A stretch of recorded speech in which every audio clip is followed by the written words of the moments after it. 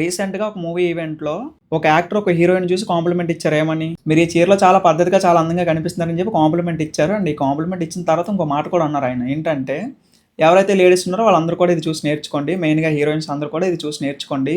చీర కట్టుకోవడం అలవాటు చేసుకొని ఎక్కడికైనా ఎళ్లి చీర కట్టుకొని వెళ్ళండి అని చెప్పారు. సో, దీనికి చాలా మంది అతనికి సపోర్ట్ చేశారు. అండ్ అలాగే అతను అక్కడ వాడిన పదాలకి కొంతమంది హర్ట్ అయ్యారు లేడీసే. అండ్ లేడీస్ హర్ట్ అయ్యి అతను ఎలాగైనా సారీ చెప్పాలని చెప్పి అతని మీద కేసులు ఫైల్ చేశారు. అండ్ అలాగే నాన్ వెజ్ యూట్యూబర్ మీ అందరికీ తెలిసి ఉంటది.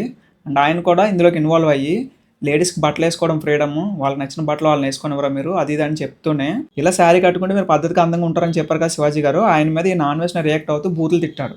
అండ్ అలాగే గరికపాటి గారు ఉన్నారు కదా మన ప్రవచనాలు చెప్తారు. ఆయన కూడా బూతులు తిట్టాడు ఇతను. వీళ్ళిద్దరిని తిట్టడమే కాకుండా సీతాదేవి గారిని, ద్రౌపదిని కూడా ఈ టాపిక్ లోకి ఇన్వాల్వ్ చేసి కొన్ని మాటలు అన్నాడు. అండ్ అట్లా కూడా చాలా మంది హర్ట్ అయ్యారు. అలాగే మన ఇండియాని కూడా చాలా తక్కువ చేసి మాట్లాడుతున్నాడు. దీనివల్ల ఏంటంటే ఇప్పుడు నాన్ వెస్ట్ అనే యూట్యూబర్ పైన 2 కేసులు అయితే ఫైల్ చేశారు. అండ్ అరెస్ట్ చేయాలని చెప్పి డిమాండ్ చేశారు. అసలు ఈ టాపిక్ ఎక్కడ స్టార్ట్ అయింది? ఆయన అక్కడ శివాజీ గారు చెప్తే నాన్ వెస్ట్ ఇందులోకి రావడం ఏంటి? మన సీతాదేవి గారిని ఇందులోకి ఇన్వాల్వ్ చేయడం ఏంటి? హిందూస్ ను టార్గెట్ చేసి తిట్టడం ఏంటి? హిందూస్ ను తక్కువ చేయడం ఏంటి? అండ్ అలాగే మన ఇండియాలో పుట్టి పెరిగి మన ఇండియా నుంచి బయట కంట్రీస్కి వెళ్ళి మన ఇండియాని తక్కువ చేసి మాట్లాడడం ఏంటి? ఏ రీజన్స్ వల్ల కేసు ఫైల్ చేశారు? అండ్ అలాగే ఏ ఊర్లో కేసు ఫైల్ చేశారు? అండ్ అలాగే ఇతను అరెస్ట్ చేయడం పాసిబుల్ అవుతుందా అవదా? ఇవన్నీ కూడా ఈ వీడియోని క్లియర్గా ఎక్స్ప్లెయిన్ చేస్తాను. సో వీడియోని అయితే ఎండ్ వరకు చూసేయండి.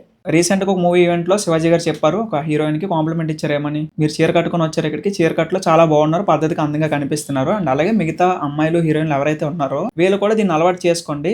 ఇది చెప్తున్న ప్రాసెస్ లోనే కొన్ని పదాలు వాడారు ఆయన. ఆ పదాలు మీకు కూడా తెలిసినవే. ఈ పదాలకి ఏంటంటే కొంతమంది హర్ట్ అయ్యారు. బట్ చాలా మంది లేడీస్ కూడా అతనికి సపోర్ట్ చేస్తున్నారు. అతను చెప్పింది మంచిగా కదని చెప్పి. కానీ కొంతమంది లేడీస్ ఎవరైతే హర్ట్ అయ్యారో దీనికి, బట్టలు వేసుకోవడం మాకు ఫ్రీడమ్, మాకు నచ్చిన బట్టలు మేము వేసుకోకూడదా అండ్ ఇంకా చాలా అంటున్నారు. అయినా బట్టలు వేసుకోవడం ఫ్రీడమ్ ఏంటి? మీకు నచ్చిన పని చేయడం, మీకు నచ్చిన చదువు చదవడం, మీకు నచ్చిన డ్యూటీ చేయడం, మీకు నచ్చినట్టు తిరగడం, ఇది ఫ్రీడమ్. అయినా బట్టలు ఎందుకు ఫ్రీడమ్? బట్టలు ఒకటే కాదు కదా ఫ్రీడమ్. సో ఈ బట్టలు అనేది ఏంటంటే బట్టలు బట్టి మనిషికి వాల్యూ ఉంటుంది ఎక్కడికైనా. అది బాయ్ అయినా గర్ల్ అయినా సరే, మీరు వేసుకున్న బట్టలు బట్టి మీతో మాట్లాడే విధానం కూడా ఉంటుంది అవతల వాళ్ళది. ఎలా అంటే అది నిజమే కదా. ఇప్పుడు ఎందుకంటే బట్టల మీద ఎందుకు డిపెండ్ అయి ఉంటుంది అంటే, ఇప్పుడు ఫారిన్ కంట్రీస్ లో చిన్న చిన్న బట్టలు వేసుకున్నా అది అక్కడ నార్మల్. ఎందుకంటే వాళ్ళు చిన్నప్పటి నుంచి కూడా ఫాలో అయ్యే కల్చర్ అది.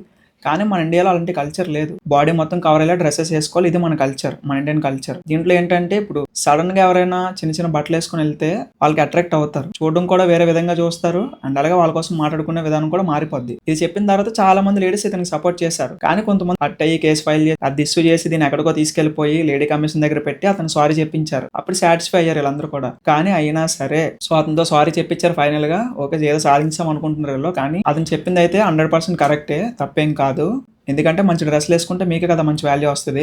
పెద్దలు చెప్పిన మాట కూడా ఒకటి ఉంటుంది, ఏంటంటే ఆడవాళ్ళు వేసుకున్న బట్టలు ఎలా ఉండాలంటే చెడుగా ఆలోచించేవాడు కూడా మంచిగా ఆలోచించాలే కానీ మంచిగా ఉన్నోడు కూడా చెడుగా ఆలోచించేలా ఉండకూడదు మీ డ్రెస్సింగ్ సెన్స్ అనేది. సో కాబట్టి డ్రెస్ వేసుకున్నప్పుడు మంచిగా చూసుకొని జాగ్రత్తగా మంచి డ్రెస్ వేసుకోండి. సో ఇది దొరికిందే ఛాన్స్ అని చెప్పి నాన్ వెజ్ ఎవరైతే ఉన్నారో అతను ఇందులోకి దూరి లేడీస్ కి డ్రెస్ వేసుకున్న ఫ్రీడమ్ లేదా అది ఇది అని చెప్పి కొంతమందిని సపోర్ట్ చేస్తూ మాట్లాడి శివాజీ గారు ఎవరైతే ఉన్నారో అతను చాలా తిట్టాడు అండ్ పర్సనల్ గా తిట్టాడు. అలాగే గరికపాటి గారు ఉన్నారు కదా, ప్రవచనాలు చెప్తారు. అతను ఎంత మంచి మాటలు చెప్తారు అతను.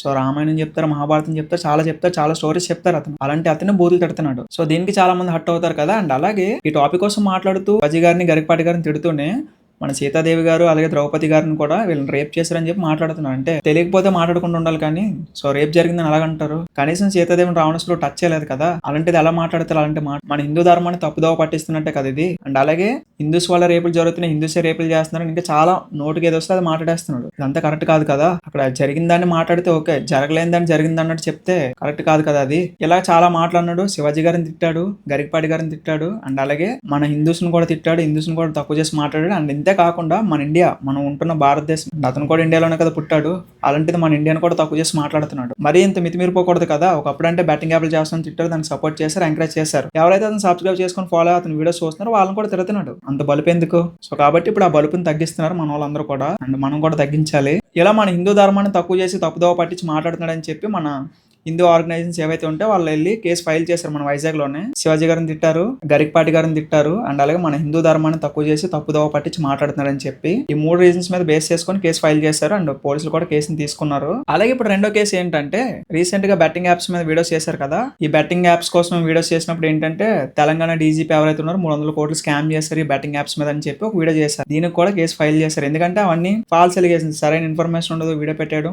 నోటికొచ్చింది వాగాడు అంతే. సో ఒక వీడియో చేస్తున్నప్పుడు సరైన ఇన్ఫర్మేషన్ ఉండాలి కదా. ఇప్పుడు ఒక మనిషి మాట 10 మంది నమ్ముతున్నారంటే అతను చెప్పింది నిజాయితీగా ఉండాలి. సో ఏది పడితే అది చెప్పేసి ఏది పడితే అది మాట్లాడేసి లాస్ట్ కి సారీ చెప్పేస్తే అయిపోదు కదా. కాబట్టి ఈ రీజన్స్ వల్ల కేసు అయితే ఫైల్ చేశారు. 2 కేసులు అయితే ఫైల్ చేశారు. ఒకటి హైదరాబాద్ లో, ఒకటి మన వైజాగ్ ఆంధ్రప్రదేశ్ నుంచి. మన హిందూ ధర్మాన్ని తక్కువ చేసి మాట్లాడుతున్నందుకు అండ్ ఇంకో కేసు వచ్చి ఈ ఫాల్స్ ఇన్ఫర్మేషన్ ఫాల్స్ ఎలిగేషన్స్ అవి వేశారని చెప్పి ఒక కేసు. సో ఈ 2 కేసులు అయితే ఫైల్ అయినాయి. అండ్ ఇప్పుడు అతను అరెస్ట్ చేయడం పాసిబుల్ అవుతుందా అంటే అప్పుడే అవ్వదు, కొంచెం టైం పడుతుంది. ఎందుకంటే అతను అరెస్ట్ చేయాలంటే అతను ఇండియాకి రావాలి. ఎందుకంటే వేరే కంట్రీలో ఉండగా అరెస్ట్ చేయడం అవ్వదు అండ్ అవుతుంది. కానీ దీనికి చాలా టైం పడుతుంది అండ్ చాలా ప్రాసెస్ కూడా ఉంటుంది. కానీ కేసును అయితే ఫైల్ చేశారు. అండ్ ఇప్పుడు అతను ఎన్ని సారీలు చెప్పినా సరే కేసుని అయితే బ్యాక్ తీసుకోరు ఎవరు కూడా. కానీ అతను అరెస్ట్ చేయాలంటే అతను ఇండియాలో దొరకాలి. వేరే కంట్రీలో ఉండగా అరెస్ట్ చేయాలంటే దానికి చాలా పెద్ద ప్రాసెస్, దీనికి చాలా టైం పడుతుంది. సో చూద్దాం మరి ఏమవుతుందని. ఇదన్నమాట ఇష్యూ. సో ఈ 2 రీజన్స్ వల్ల అతని మీద కేసు అయితే ఫైల్ చేశారు. చూద్దాం మరి ఎప్పుడు అరెస్ట్ చేస్తారు ఏంటి అనేది. అండ్ అలాగే దీని మీద మీ అభిప్రాయం ఏంటో కింద కామెంట్ చేసి చెప్పండి. అండ్ ఇన్ఫర్మేషన్ అయితే ఈ వీడియోకి లైక్ కూడా చేయండి.